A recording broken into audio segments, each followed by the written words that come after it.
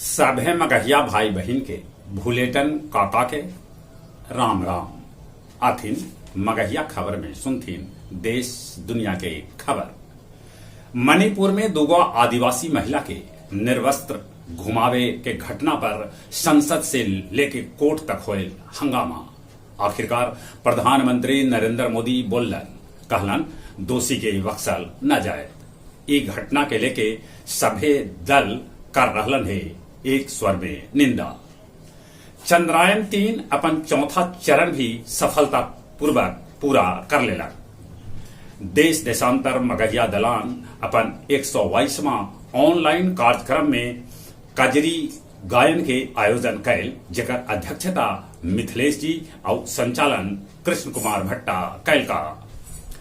बलुआही NH 31 पर 25 करोड़ के लागत से बनल पुल के कुछ हिस्सा बुढ़ई गंडक नदी में गिरल। राजस्थान में सवेरे सवेरे आयल भूकंप के झटका रिक्टर पैमाना पर एकर तीव्रता 4.3 आंकड़ गए। महाराष्ट्र के रायगढ़ में भूस्खलन में 48 को घर बह गए। 16 लोग के मौत के खबर। अभी कितने लोग मलबा में दबल हो सका है। रूसी राष्ट्रपति व्लादिमीर पुतिन से बगावत करे वाला बैगन प्रमुख प्रिगोजिन सामने ऐलन।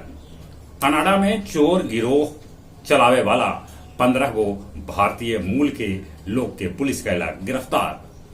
इराक में स्वीडन दूतावास पर कैल गए हमला। 2035 तक चांद पर खेलल जा सका है फुटबॉल मैच। आज से चलावल जाए गया JCD special train. GT road पर आमस के ताराडी गांव भीर मजूर से लदल एगो ट्रक पलट गए, जेकरा में दर्जनों मजूर हो गलन घायल। गया डोभी रोड पर मगध विश्वविद्यालय बोध गया भीर बन रहल निर्माणाधीन टोल प्लाजा भीर ट्रक और बस में टक्कर हो गए। गया जी में जगह जगह हटावल जा रहल है अतिक्रमण।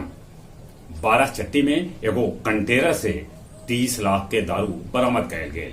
अब कुछ खेल के समाचार। महिला फीफा वर्ल्ड कप में दर्शक के बनल विश्व रिकॉर्ड।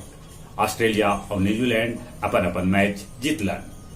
वेस्ट इंडीज के साथे दोसर का टेस्ट में भारत के रोहित शर्मा और जायसवाल अर्धशतक ओपनिंग में बनौलन।